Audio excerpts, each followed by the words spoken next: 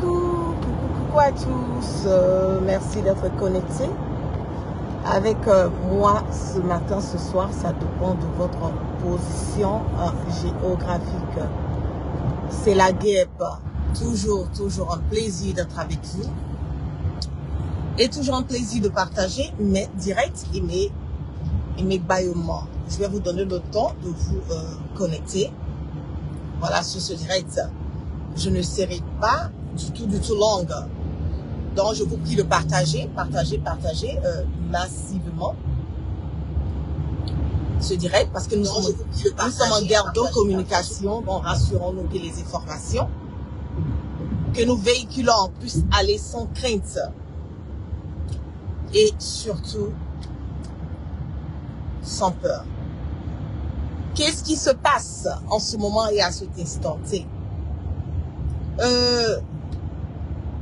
J'ai reçu, voilà, des informations en me disant que peut-être que ces infos ont été partagées, voilà, sur les réseaux sociaux ou pas.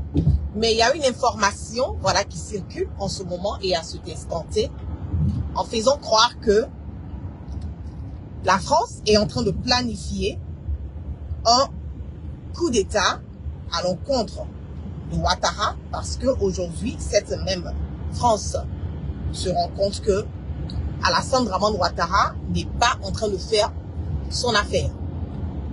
Ils sont allés jusqu'au plus, encore un peu plus loin, en disant que les militaires qui ont été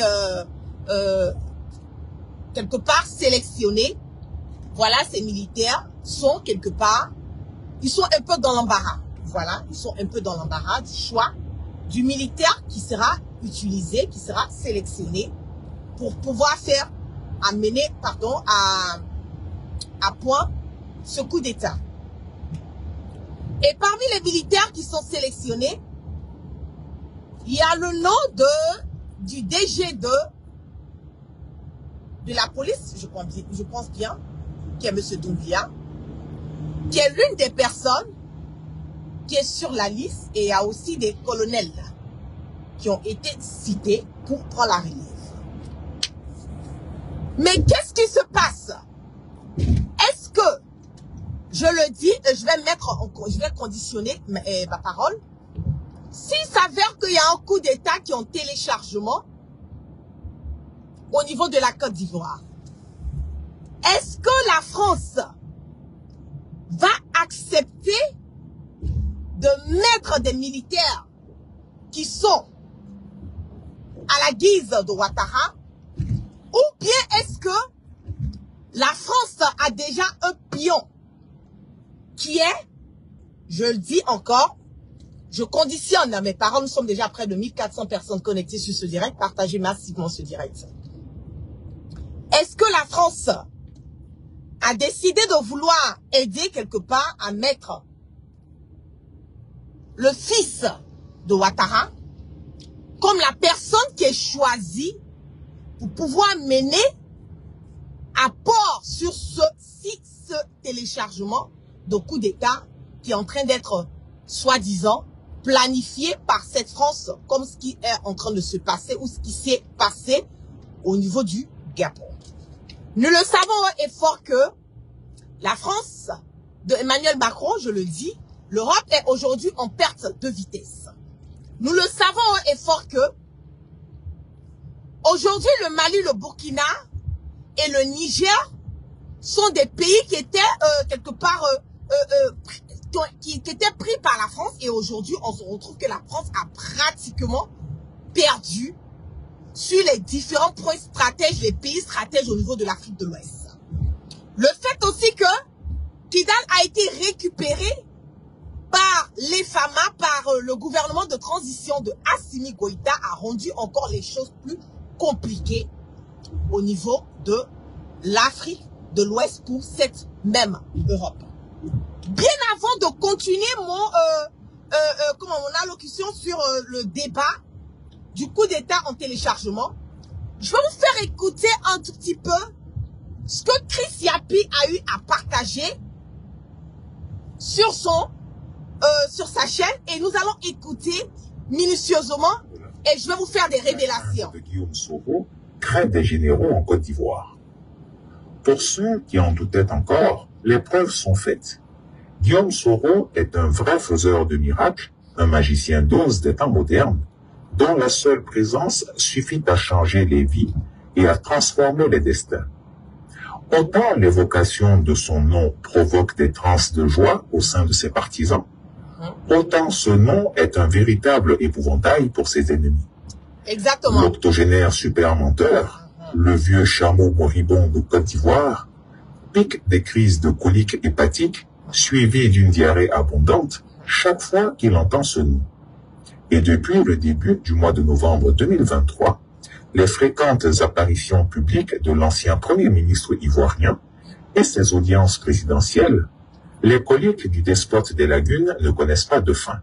Chaque nuit, il fait des cauchemars où il voit Guillaume Soro rentrer triomphalement en Côte d'Ivoire. Il se réveille en sursaut, trempé de sueur.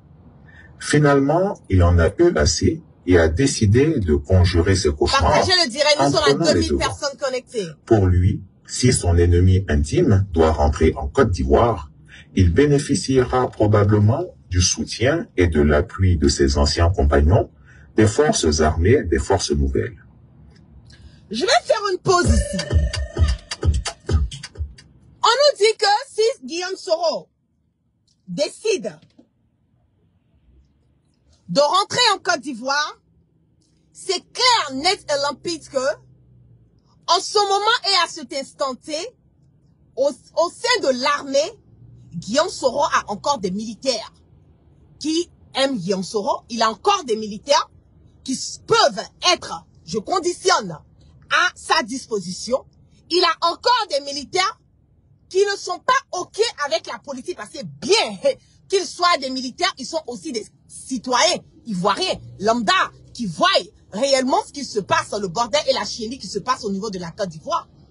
Donc, je vais faire revenir. On va écouter minutieusement parce que le fait qu'on nous dise qu'il y a un coup d'État en téléchargement qui est planifié par la France contre Ouattara pour pouvoir mettre son pion parce qu'aujourd'hui, cette même France se rend compte que Alassane Draman Ouattara ne fait pas le poids, que Alassane Draman Ouattara n'est pas en train de les aider et la confiance qu'ils ont mis à Ouattara en voulant récupérer le Mali, en voulant récupérer le Burkina et même aller créer cette guerre au niveau du Niger n'est pas en train d'aboutir. La mission qui a été confiée à Ouattara par cette même Europe aujourd'hui n'est pas en train d'aboutir.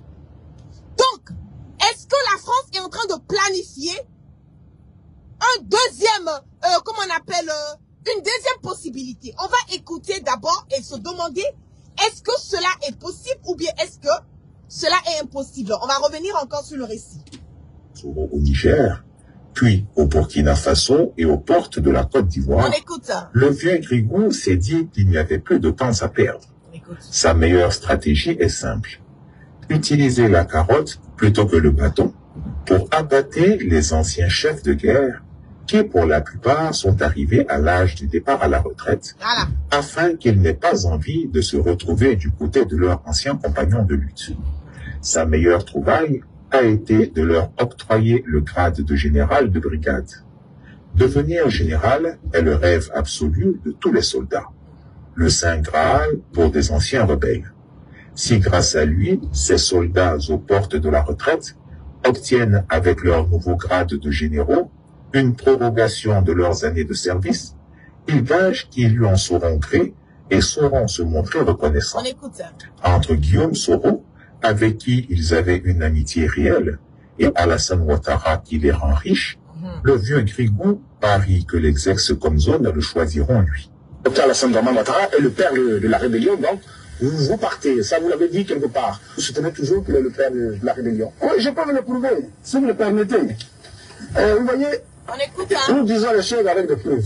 Vous voyez ici, pour la première fois, on donne l'honneur de dire, nous n'affirmons pas les choses gratuitement. Je dis très bien qu'Alassane Draman Ouattara est le père de la rébellion parce que le RDR et le Patriote ont voulu cacher cela aux Ivoiriens. Quand vous voyez le Patriote de juin 2003, vous voyez à la une affiche précise avec le cortège du président Ouattara n'est-ce pas, et le garde du corps à la droite qui n'est pas mentionné. Mais ce garde du corps, avec justement la photo, qui a été donc, je dirais, tout à fait réduite, pour ne pas que la situation soit découverte, c'est bien celui-là qui apparaît clairement. C'est lui, le chef Modibo Drabé, qui se retrouve là, à côté de Soro Guillaume, comme étant aujourd'hui garde de corps également, et chef comme Sud, je sais pas, par rapport au découpage de la rébellion. Alors, c'est le même tentacule. Regardez très bien. C'est ce que vous employez aujourd'hui. Regardez, expliquez. Vous voyez, tu es posé ici. Vous voyez, tu es posé, garde de corps de l'Assemblée Draman Ouattara. Au cours de meeting, ça c'est en avril 2000, sous la transition. Et qui se retrouve aujourd'hui dans la rébellion.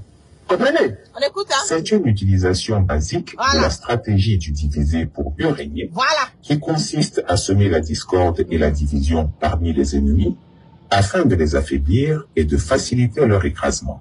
L'idée directrice est que des groupes unis sont plus forts, donc il faut créer des dissensions internes, afin qu'un pouvoir extérieur puisse exercer sur eux un contrôle plus facilement. Vous avez compris. Si les ex-chefs de la rébellion d'Alassane Ouattara sont avec Guillaume Soro, ils constituent une force invincible, donc il faut les diviser en créant parmi eux des dissensions, des jalousies, des rivalités, des luttes internes qui inévitablement vont les affaiblir. Et un adversaire qui s'est auto-affaibli est un adversaire que l'on a déjà vaincu sans avoir eu besoin de le combattre. Mais les anciens comme zone, lorsqu'ils arboreront fièrement leurs étoiles, devront se poser plusieurs questions. Que deviendront-ils lorsque le vieux Grigot aura réussi à vaincre? Vous écoutez très bien. Parce que c'est cette partie-là qui est très importante dans le récit de Chris Yapi. Cette partie est très importante. On va écouter attentivement et on va écouter minutieusement. Nous sommes déjà près de 2500 personnes connectées sur le direct. Partagez massivement le direct. On va écouter ce qu'ils ont à dire, ce qu'il a à dire. Que Guillaume Soro va l'assassiner. Voilà. Lorsque l'ancien président de l'Assemblée nationale ne représentera plus une menace pour Alassane Ouattara, quel besoin aura-t-il d'eux?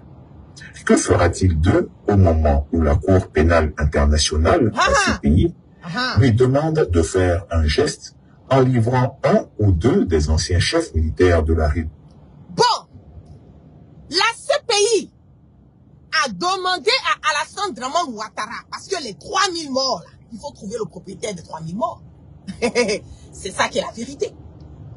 Il faut trouver le propriétaire des 3000 morts. On ne peut pas accuser Guillaume Soro des 3000 morts parce que Guillaume Soro n'est pas celui pour qui la rébellion a été faite. Et Guillaume Soro, ne l'oubliez pas, je vais être très direct dans mes propos. Je le dis, si nous voulons parler de cette histoire de rébellion, si nous voulons continuer à accuser Guillaume Soro d'une rébellion, nous voulons mettre tout le fardeau, c'est que toutes les charges de la rébellion sur Guillaume Soro, je le dis haut et fort que Ouattara ne va pas se sortir. Et même cette même France ne s'en sortira pas. Je le dis haut et fort. On ne peut pas condamner Guillaume Soro. On ne peut pas, je le redis, je le répète et je réitère, on ne peut pas condamner Guillaume Soro dans une histoire de rébellion. Parce que le père de la rébellion est Alassane Draman Ouattara. Celui qui a mangé et qui continue de manger les fruits de la rébellion est Alassane Draman Ouattara. Et cette même France est celle qui a aidé Alassane Draman Ouattara à accéder à ce fauteuil au cours de la rébellion. Mais, devant le monde entier, devant la communauté internationale, il faut trouver des coupables pour les 3000 morts, puisque le président Laurent Gbagbo a été acquitté. Donc, indirectement, c'est de dire que le président Laurent Gbagbo n'a pas fait les 3000 morts. Mais qui a fait les 3000 morts?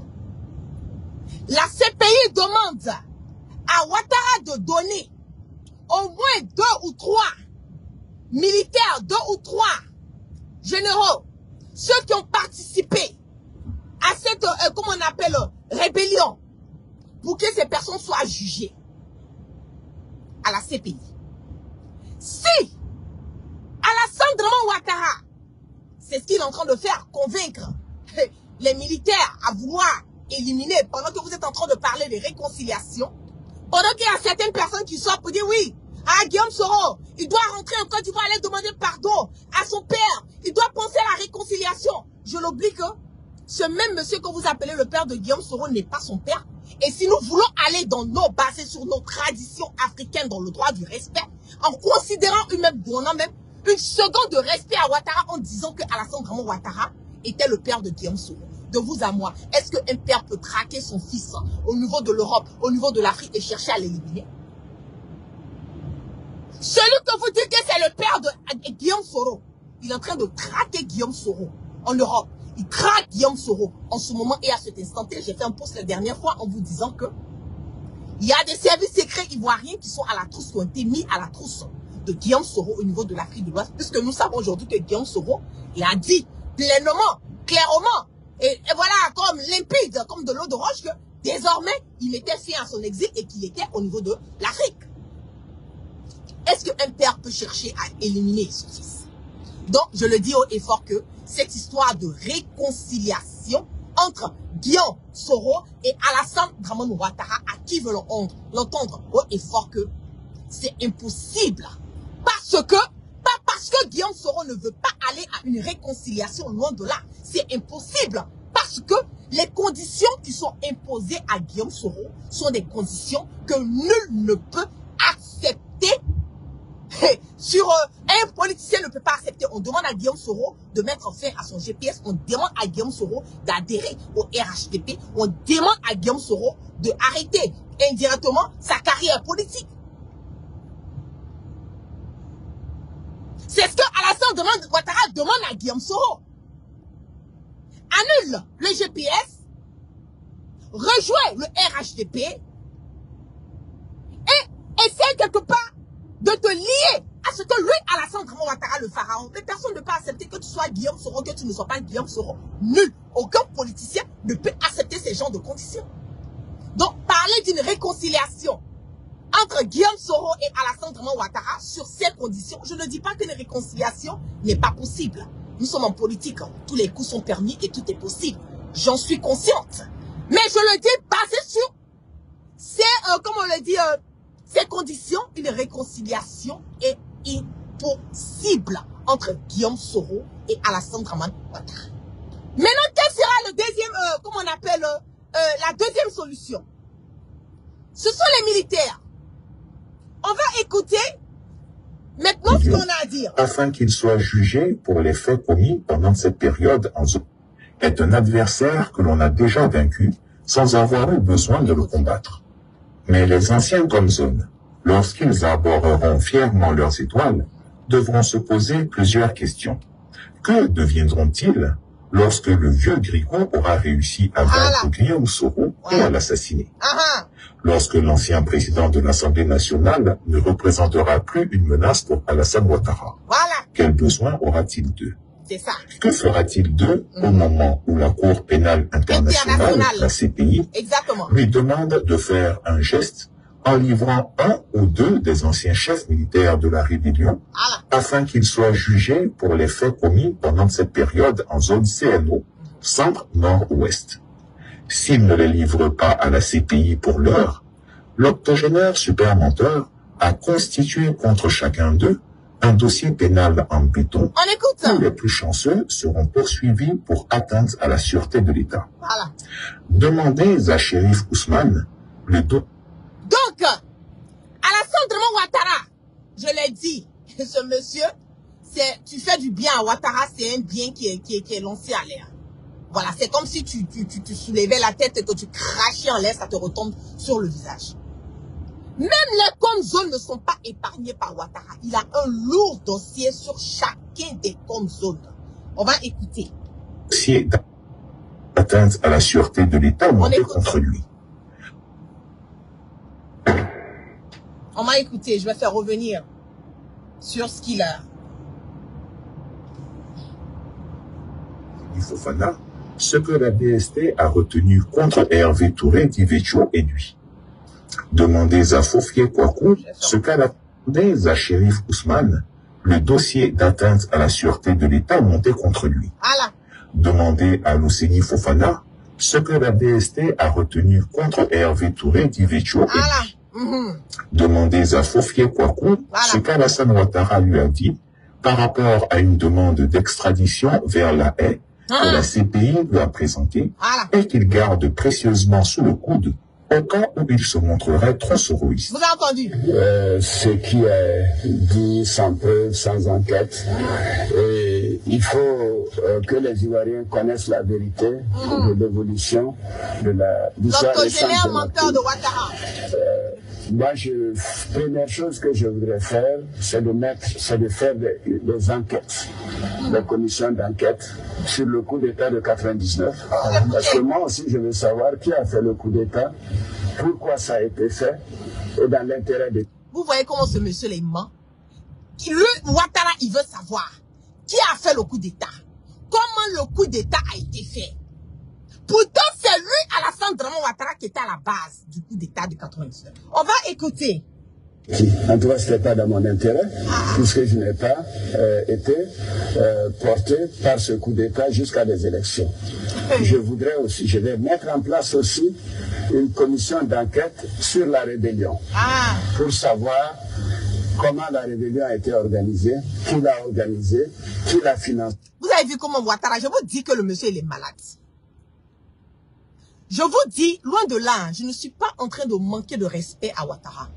Non, loin de là.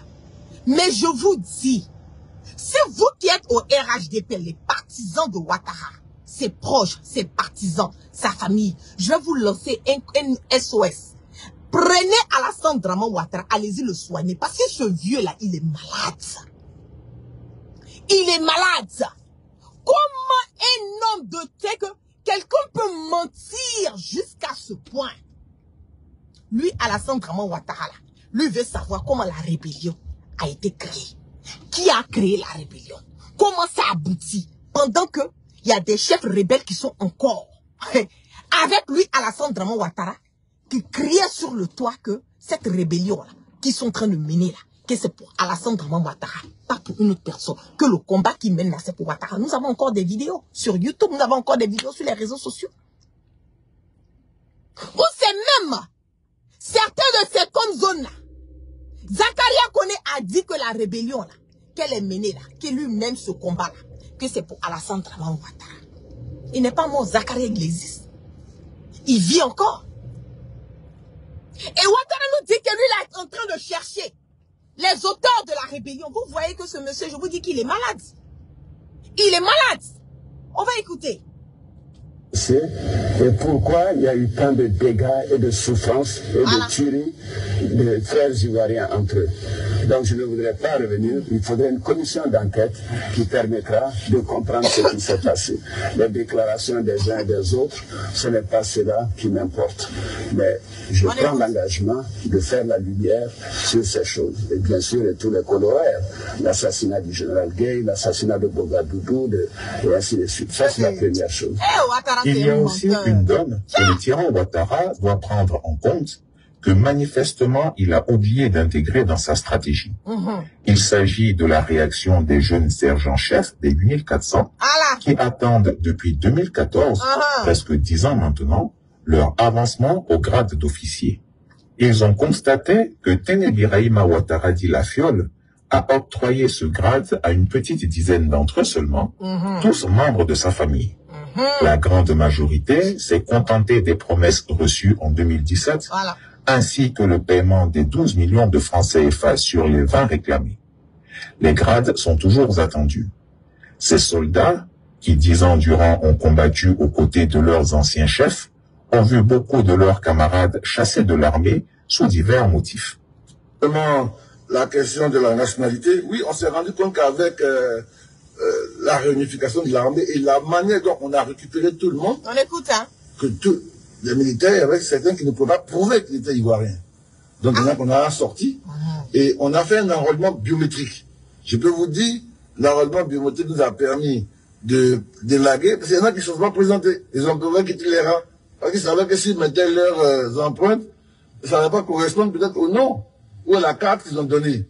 Donc on est en train vraiment de restructurer les choses et à partir de ce moment, il y a une empreinte. Certains de ces soldats voient arriver la retraite sans avoir rien reçu et leurs chefs deviendront des généraux, quand eux demeureront des anciens combattants miséreux. La misère a toujours été une bombe sociale, surtout la misère des porteurs d'armes. Vous voyez, quand je vous dis que Ouattara, là, c'est un bandit de grand chemin, là, vous pensez que c'est parce que nous voulons manquer Dès que l'information a fuité de la promotion des ex-comzones de la rébellion d'Alassane Ouattara, ils ont eux aussi décidé de ne plus être en reste. Ils sont prêts à réclamer leur grade d'officier. Certains parlent même d'exiger le grade de commandant et rien de moins. On entend déjà grogner dans les casernes. Ça grogne, hein? Les jours à venir seront certainement chauds. Asseyons-nous et regardons. Le sujet, c'est un mot qui représente. Je le dis, pour des personnes qui pensent que la France va vouloir faire un coup d'État au niveau de la Côte d'Ivoire et mettre son pion, je le dis que Alassane Dramane Ouattara, il n'est pas prêt à partir quelque part. En tout cas, moi, je ne pense pas. Je ne pense pas, je parle de moi, hein, mon analyse personnelle, je ne pense pas que la France va vouloir prendre le risque de prendre un de ces militaires-là et puis le mettre au pouvoir à la tête, faire un coup d'État à Ouattara et mettre un militaire à la tête. Je ne pense pas. Je pense bien que Alassane Dramane Ouattara est en train de se préparer pour briguer encore un 4e mandat anticonstitutionnel qui va faire couler encore le sang des Ivoiriens. Ça, j'ai là forte, comment on appelle, je sens que c'est ce que Alassane Dramane Ouattara est en train de planifier. Briguer un 4e mandat anticonstitutionnel qui va faire encore couler le sang des Ivoiriens. Mais dire que la France va faire comme on appelle planification d'un coup d'État pour pouvoir enlever Ouattara et mettre le pion de la France, je ne pense pas. Parce qu'aujourd'hui, là, ils ont une peur. Guillaume Soro est au niveau de l'Afrique. Voilà. Guillaume Soro est au niveau de l'Afrique. On voit Guillaume Soro être, comme on l'a dit, en collaboration, voilà, avec certains présidents que la France aujourd'hui déteste. Assimi Goïta, Tiani, Ibé. Vous voyez? Donc, ils ne peuvent pas prendre le risque de mettre un militaire à la tête de la Côte d'Ivoire. Vous mettez le militaire à la tête d'État. On le dit, moi je l'ai dit au effort et je le continue de vous dire que parmi les militaires là, il y a d'autres aujourd'hui là. Ils mangent Guillaume Soro. Ils vivent Guillaume Soro. Ils respirent Guillaume Soro. Ils aiment Guillaume Soro. Donc, si Ouattara le fait, si la France le fait, qu'on met quelqu'un à la tête, que la personne est en connivence avec Guillaume Soro, ça les arrange pas. C'est ça. Donc, vouloir mettre dans vos têtes que oui, on va faire un coup d'État, Ouattara, il va partir. J'ai dit, si on doit attacher Alassane Dramane Ouattara, là, ce sera même pas un des généraux. Moi, en tout cas, moi, la guêpe, là, je le dis haut et fort. Ça ne sera même pas un des généraux. C'est un petit gars. Un petit flequet là. C'est quelqu'un comme ça, là, qui va attacher Alassane Dramane Ouattara. Je le dis haut et fort, hein. Quelqu'un à qui vous ne vous attendez même pas, même c'est la personne là qui va attacher, qui va cirer Ouattara. Sinon Ouattara là, lui il est dans sa logique. Hein. En ce moment là, son agenda là, c'est d'éliminer par toutes les voies et moyens qui en sont et de s'apprêter à briguer son 4e mandat. Aujourd'hui là, il y a plusieurs personnes. Le président Laurent Gbagbo ne peut pas être candidat. Il ne veut pas que Guillaume Soro soit candidat. Blé Goudé peut pas être candidat. Et comment il s'appelle l'autre là? Oh là là. C'est Afin Guestan peut pas être candidat. Même Thiam, qu'ils ont commencé à parler un peu là. Ils ont commencé à parler que non. Thiam on doit faire quelque temps sur le territoire ivoirien. Il faut être président des partis politiques. J'ai dit, même Thiam aussi, ils sont en train de me croire. Donc, je vous dis que, Alassane Dramane, vous pensez que c'est une histoire de Guillaume Soro. Ce n'est pas une histoire de Guillaume Soro. C'est une histoire de la Côte d'Ivoire. C'est une histoire d'un sanguinaire, un imposteur, un bandit, un voyou, un dictateur de tous les chemins. C'est lui aujourd'hui qui est assis à la tête de notre pays. Il ne veut pas d'opposants. Alassane Dramane Ouattara veut gérer, veut diriger la Côte d'Ivoire sans que quelqu'un ne bronche. Ce n'est pas une histoire de Guillaume Soro. C'est toutes les personnes. C'est toutes les personnes. Et Guillaume Soro ne fera pas de coup d'État. Guillaume Soro ne fera pas de coup d'État. Il n'a jamais fait de coup d'État. Et il ne fera pas de coup d'État. Donc ceux qui sont en train de dire, ah Guillaume Soro n'a qu'à venir enlever Alassane Ouattara. Ah Guillaume Soro, c'est lui qui a mis Ouattara. Il n'a qu'à enlever Ouattara. Mais vous oubliez qu'arrivé à un certain moment donné, là, le président Gbagbo, là, il était avec Ouattara. Arrivé à un certain moment donné, le président Bédi, il était avec Ouattara. Il a combattu le président Gbagbo. Gbagbo était avec Ouattara. Il a combattu le président Bézier. Chacun a eu sa relation avec Ouattara. Parce qu'Alassane Ouattara, il a niqué tout un chacun. Il divise pour régner. Dans le combat que nous menons aujourd'hui, là, c'est un combat pour tous les Ivoiriens. C'est en cela que je ne fais que le dire tous les jours. Je dis, mettons nos divergences de côté. Unissons-nous. Créons un bloc. L'opposition doit rester forte. Si nous avons été forts dès le départ, pendant cette désobéissance civile-là, aujourd'hui, Alassane Ouattara n'était pas là. Alassane Ouattara n'était pas là. Mais chacun de nous, l'Ivoirien a le sens de vouloir faire des combats de leadership. Au lieu de se mettre ensemble pour niquer le mal, le cancer et la gangrène. Non. On se positionne sur un combat qu'on n'a même pas encore gagné. Et c'est ça qui tue l'Ivoirien. C'est ça qui nous fatigue. Parce que tel veut être devant. Tel veut qu'on soit que c'est lui. Telle personne veut qu'on dise que c'est elle. Telle personne veut qu'on dise que c'est elle qui sera au devant. Mais cherchons à enlever d'abord le mal, le cancer. On a déjà départagé le gâteau. Alors qu'on n'a même pas encore confectionné le gâteau. C'est ça qui nous met dans les problèmes. C'est ça. Donc cette théorie de dire que la France va faire un coup d'État, comme au Gabon, mettre un de ses pions, enlever Ouattara, je le dis. Moi la guêpe, en tout cas, selon moi, mon analyse personnelle et ça n'engage que moi, je le dis que c'est pas vrai. Ouattara s'apprête à brigander un quatrième mandat. C'est tout. Il s'apprête à brigander un quatrième mandat. Parce que la France ne prendra jamais le risque de mettre quelqu'un en dehors de Ouattara, fut le fait que si on met la personne, que la personne tourne de veste, cette France sera humiliée. Si la personne tourne de veste, Alassane Ouattara et sa femme aujourd'hui, qui est poursuivie en France pour détournement de fonds, ils vont tous partir en prison. Ils vont pas prendre ce risque. Ouattara veut mourir au pouvoir. C'est ça. Il veut mourir au pouvoir. Il est prêt à tuer, il est prêt à niquer. C'est de ça je le dis. Mais dire que Ouattara va partir là, il va partir. Ne doutez même pas. Ne doutez même pas. Alassane Ouattara va partir. Il va partir comment? Comment il va partir là? C'est ça qui est dans la main de Dieu. Mais dire qu'il ne va pas partir là, il partira. N'en doutez même pas. Ce n'est qu'une question de temps. Je le dis haut et fort. Ce n'est qu'une question de temps. Affaire à suivre. Merci à toutes les personnes qui sont restées connectées avec moi. Nous étions à plus de 2600 personnes connectées sur mon direct. Que la grâce de Allah subhanahu wa ta'ala soit sur tout un chacun et que Dieu dans sa miséricorde, qui continue de pardonner nos péchés et nous amène le sens du discernement. Partagez massivement ce direct dans les messengers, dans les WhatsApp, dans les groupes, pour que comme les informations que nous véhiculons puissent aller sans crainte et surtout sans peur. Et on part toujours sûrement. C'est là.